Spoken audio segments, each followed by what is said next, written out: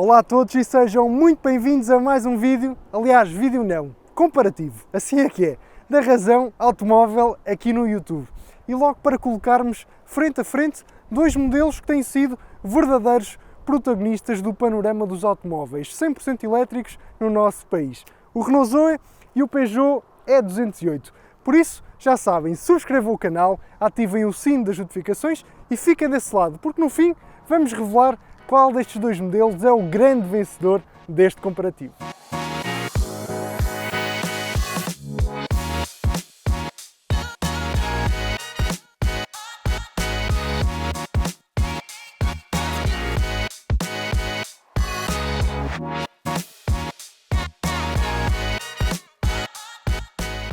Zoe e E208 são dois dos modelos 100% elétricos mais vendidos em Portugal e são duas escolhas óbvias para quem procura um pequeno elétrico que custa até 35 mil euros. São duas abordagens completamente diferentes, mas que se tocam aqui em vários pontos. A começar logo na potência, que é exatamente a mesma nestes dois modelos, e também no facto de serem os dois tudo à frente. Ou seja, o motor está montado à frente e a tração é apenas feita às rodas dianteiras.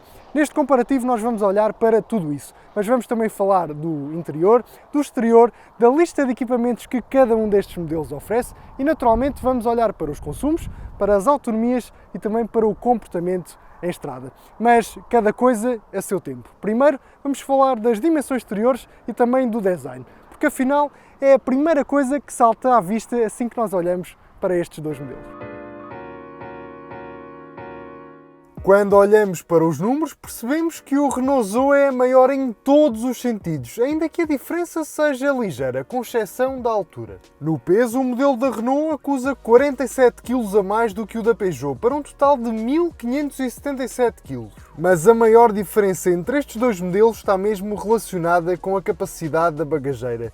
É que se o Renault Zoe oferece 338 litros de capacidade de carga, o Peugeot E208 fica-se pelos 265 litros. Falar de design é um exercício sempre subjetivo, mas há uma coisa com a qual podemos concordar. A abordagem destes modelos não podia ser mais diferente. De um lado temos o Renault Zoe, uma proposta mais sóbria e com formas mais arredondadas, ainda que nesta geração tenha um visual mais marcante e com mais caráter. Do outro temos o Peugeot E208, com uma estética mais agressiva e com linhas vincadamente mais desportivas, que resultam numa imagem muito mais impactante.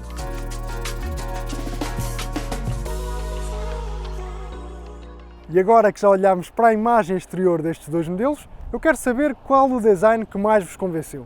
Terá sido o do Renault Zoe, com linhas mais arredondadas e aqui uma imagem mais sóbria? Ou será que foi o Peugeot E208, com um caráter mais desportivo e com linhas vincadamente mais agressivas? Deixem a vossa opinião na caixa de comentários.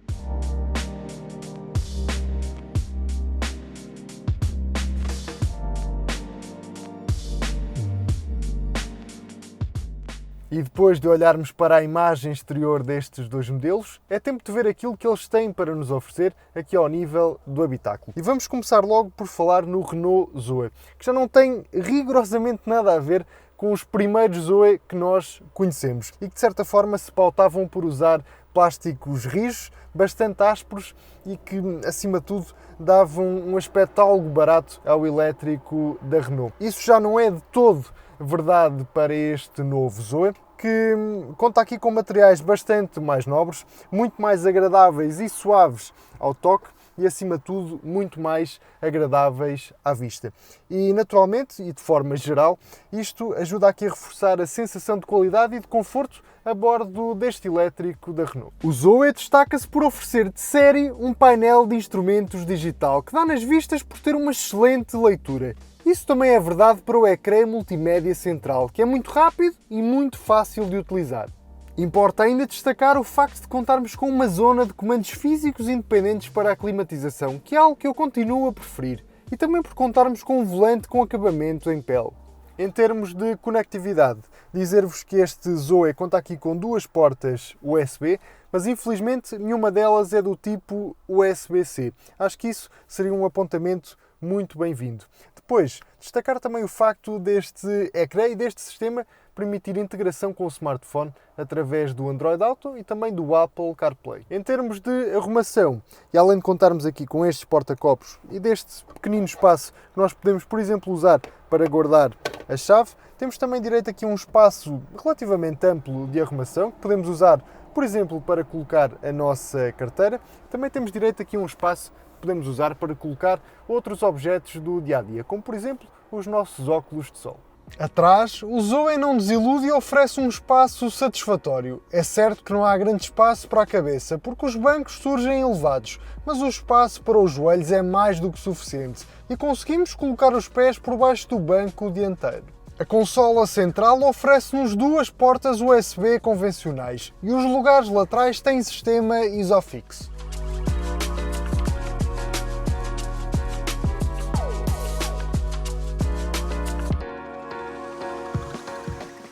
E do habitáculo do Renault Zoe passamos diretamente para o interior do Peugeot E208.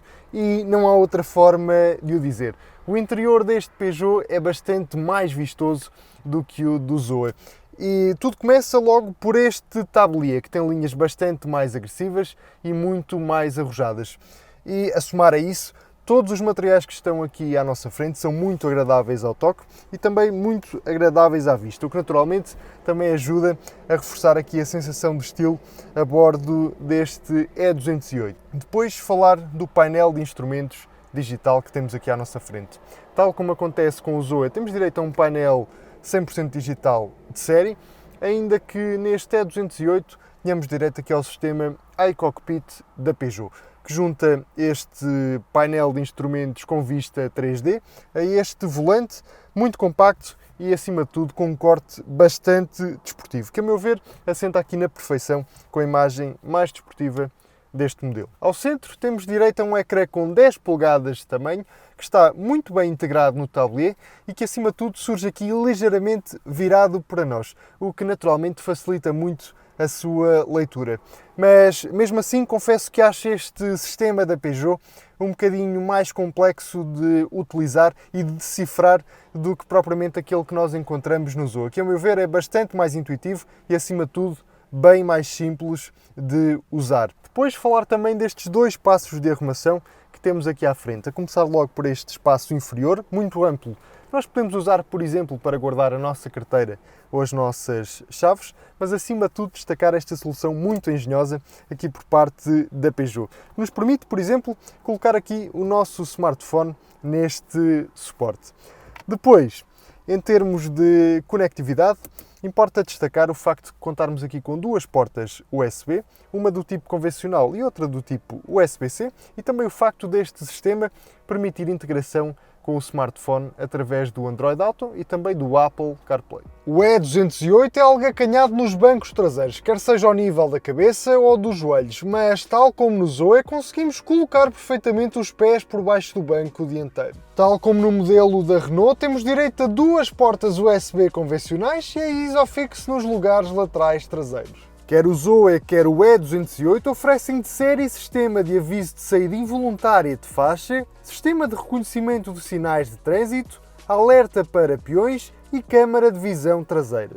E agora que já olhamos para o design destes dois modelos, por fora e por dentro, e que já vimos a lista de equipamento e o espaço que cada um tem para nos oferecer, só fica a faltar uma coisa: ir para a estrada. Mas antes disso, vamos fazer uma pausa e falar da mecânica que cada um destes modelos tem para nos oferecer. A começar logo neste Renault Zoe, que tem um motor elétrico com 100 kW de potência, o equivalente a 136 cavalos, e uma bateria com 52 kWh de capacidade, o que lhe permite anunciar aqui uma autonomia máxima de 389 km. Passando aqui para o Peugeot E208, ele tem um motor com exatamente a mesma potência do Zoe, 100 kW ou 136 cavalos, mas tem uma bateria um bocadinho mais pequena, são apenas 46 kWh de capacidade, o que naturalmente também se traduz numa autonomia um pouco mais curta, apenas 352 km.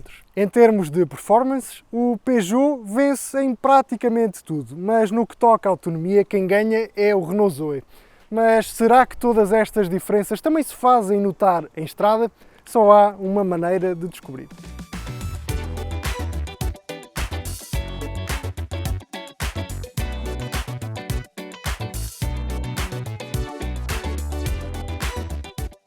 ao volante do Renault Zoe, a primeira coisa que me apetece dizer é que não são precisos muitos quilómetros para nós descobrirmos qual é que é o modelo mais confortável deste comparativo. E neste capítulo eu diria mesmo que nem sequer há aqui grande discussão. O Zoe é claramente o modelo mais confortável que eu trouxe para este comparativo.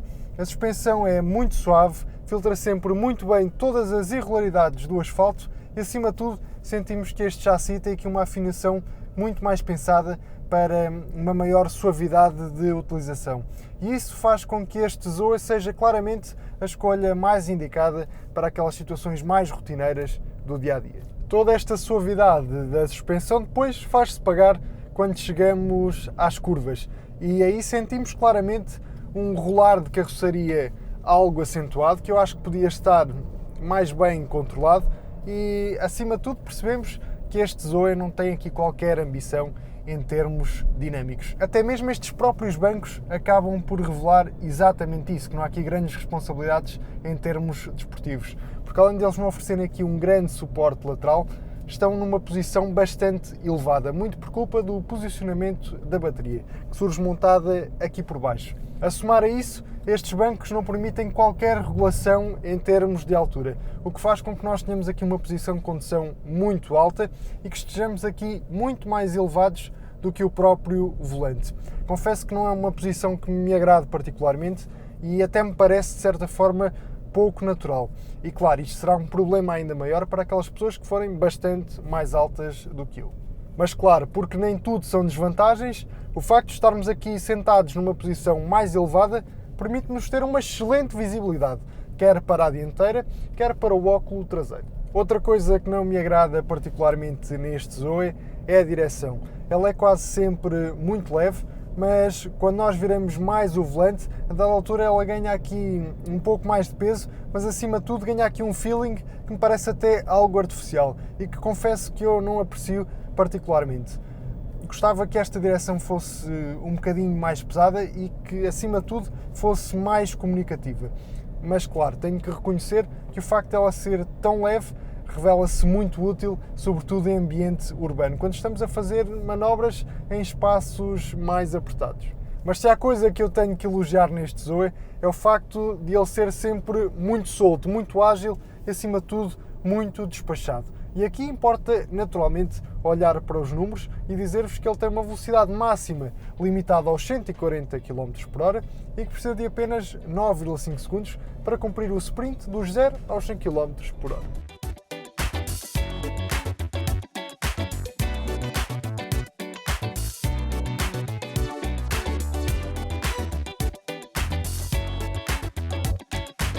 Mas o Zoe não é nem de perto nem de longe tão rápido quanto este Peugeot E208 que eu estou a conduzir agora.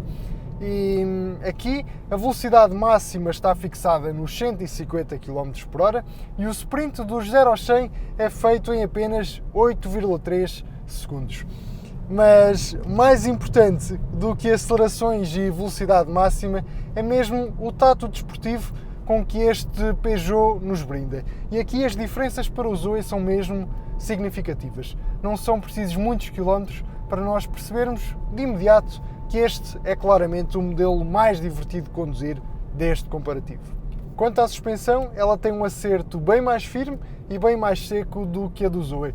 E isso sente-se perfeitamente quando passamos numa estrada com o piso em pior estado.